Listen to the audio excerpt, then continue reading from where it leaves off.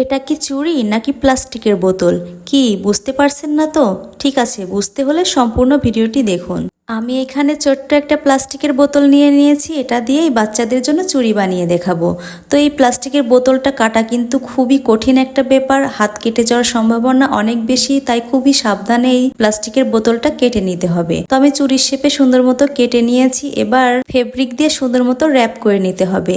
তো আমি প্লাস্টিকের বোতল দিয়ে বানানো চুড়ির শেপগুলো সুন্দর মতো ফেব্রিক দিয়ে র্যাপ করে নিচ্ছি। আঠা দিয়ে চারিদিকে র্যাপ করার পরে লাস্টে যে অংশটুকু থাকে এটা দিয়ে হচ্ছে মেন কাজ। এটা সুন্দর মতো কেটে তার মধ্যে আটা দিয়ে সুন্দরভাবে আটকিয়ে নিতে হবে, যেন বোঝা না যায় যে এখানে আটা দিয়ে সেট করা।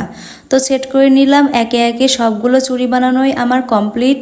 চুড়িগুলো কিন্তু দেখতে খুবই কিউট লাগতেছে, বাচ্চাদের হাতে চুড়ি বলে কথা, কিউট তো লাগতে হবে তাই না? চুড়িগুলোকে আরো আকর্ষণীয় করার জন্য আমি এখানে ঝুলুরি ব্যবহার করব। তো সুই আর সুতা নিয়ে নিয়েছি, এবার ঝুলুরিগুলো দিয়ে সুন্দর মতো সেট করে নিব। তো আমি এখানে 6টা করে ঝুলুরি নিয়েছি, এবার সুই সুতা দিয়ে সুন্দর মতো সেট করে নিচ্ছি। সুন্দর মতো সেট করতে হবে যেন খুলে না যায়, বাচ্চাদের হাতের চুড়ি তারা তো টানাটানি করবেই, তো সেই অনুযায়ী সুন্দর মতো কাজটা করে নিতে হবে। তো আমি একে একে সবগুলো চুড়িতেই কিন্তু ঝুলুরিগুলো বসিয়ে নিয়েছি।